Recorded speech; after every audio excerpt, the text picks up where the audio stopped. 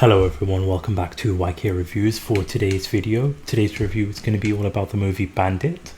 So let's get into it.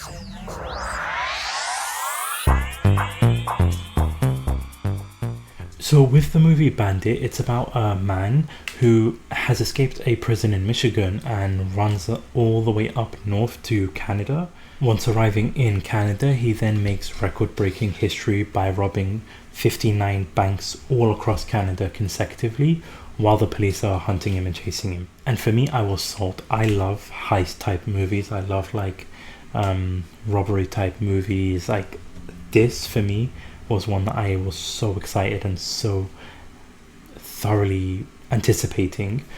I live in Canada right now and I'm surprised that I've not heard anything about this because it's based on a true story, and I've not heard anybody talk about it. I've not seen any mention about this. My wife, who was born and raised in Canada, never heard about this at all. So when I watched this movie, I'm so surprised that I've not heard about this person, this record-breaking 59 bank robberies across the whole of Canada. So it got me really curious, and as the movie goes on, I'll be honest, I loved this movie. I was smiling from ear to ear because of how great of a movie it is.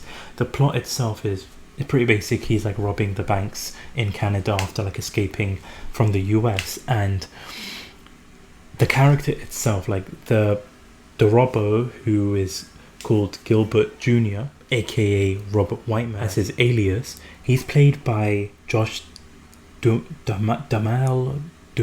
I'm probably mispronouncing it, so I do apologize. And he really did a fantastic role in this movie. He was so charming and so charismatic that when he's doing these bank robberies, he just comes across so genuine and entertaining and hilarious. The fact that he's gone on to rob 59 banks, including the same bank a few times, just goes to show the kind of character he is. I'm not going to go into too much specific spoilers or anything like that, but there's one particular scene where he goes and robs the bank and then comes back, I'm not sure how long, and goes to the same bank teller and robs the bank again.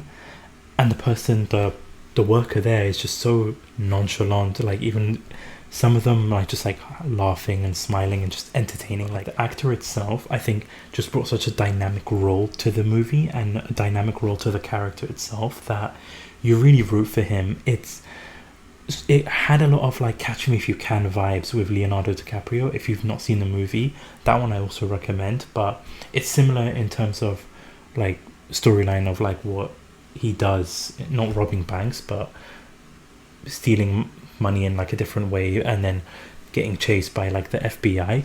It's got similar vibes to that, and that's what I was getting. But when I'm watching him do his thing, and it's just so entertaining and fun to watch, that's what I enjoyed most about the movies. It's the main lead, Josh's characteristics and his mannerisms, it brought such a great energy to the screen, and his character presence was really fun to watch.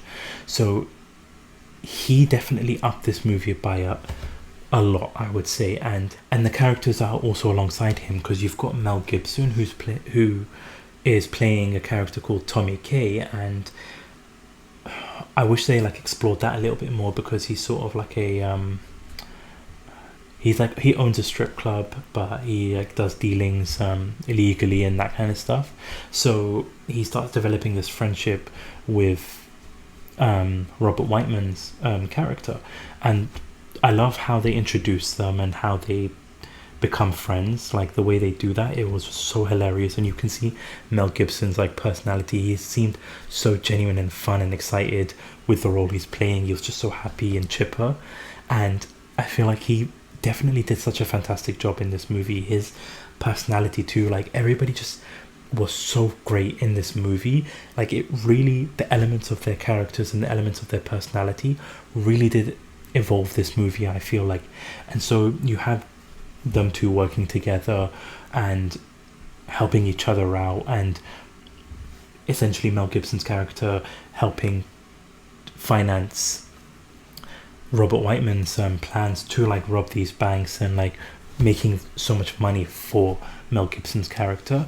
You get that like friendship dynamic. And then Robert Whiteman's wife, who's played by Alicia Colbert, I believe her name is. Again, I'm so sorry if I'm mispronouncing these names. So she's playing Robert Whiteman's wife, who in real life is called Andrea Hudson.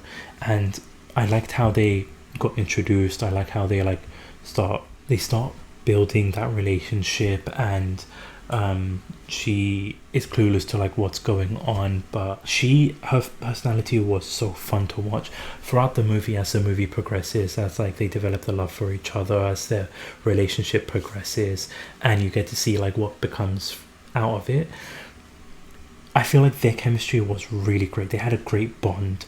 You could feel their friendship in a way as they like building that relationship, as they start their life together and all that kind of stuff, and how Robert Whiteman uses his money to like basically buy the things that she needs, buy her fur coat, buy a house, do all that kind of stuff for her.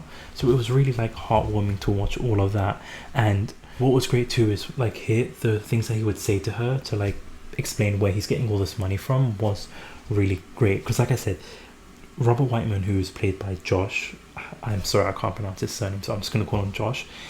He was so fun, and like I said, his characteristics, his personality, his mannerisms, his portrayal was what really elevated it in his relationship with Mel Gibson's character, his relationship with Alicia's character.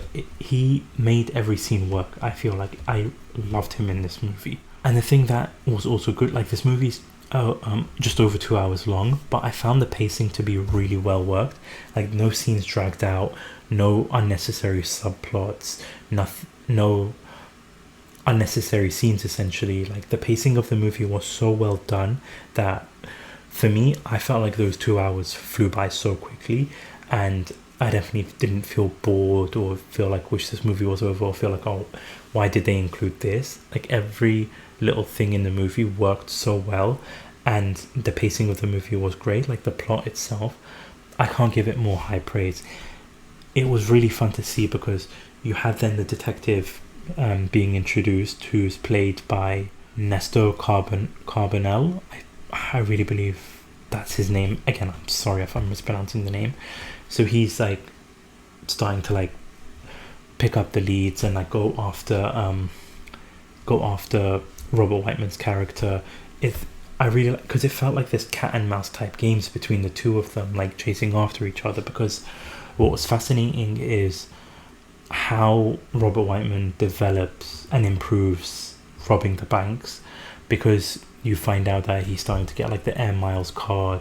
He is improving his game in terms of like robbing the banks, finding out, because there's one particular scene where he finds out how if you're traveling through domestic flights, if you're going from one province to another province, they don't scan your hand luggage essentially. So you just see the glee in his eyes, and like that progression throughout the movie.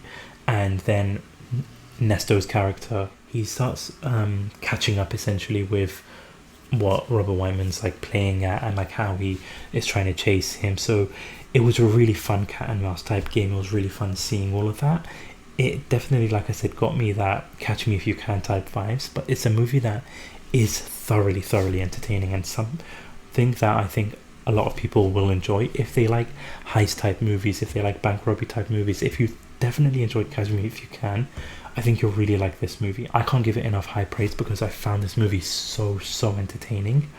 So if you have seen the movie, let me know down in the comment section below what you thought about it, what you liked, what you didn't like. Let me know in the comment section down below. And if you haven't already though, hit that subscribe button, hit that like button, hit that notification bell so that you don't miss out on any future videos here. I've got the September tier ranking video coming up soon, so keep an eye out on the channel. And also I have a Twitter, link is down in the description below. Please go ahead and follow me there if you have got Twitter, so you can keep up to date with all the latest info and uploads here on the channel. But again, thank you so much for watching, thank you so much for listening. This is YK Reviews. Peace.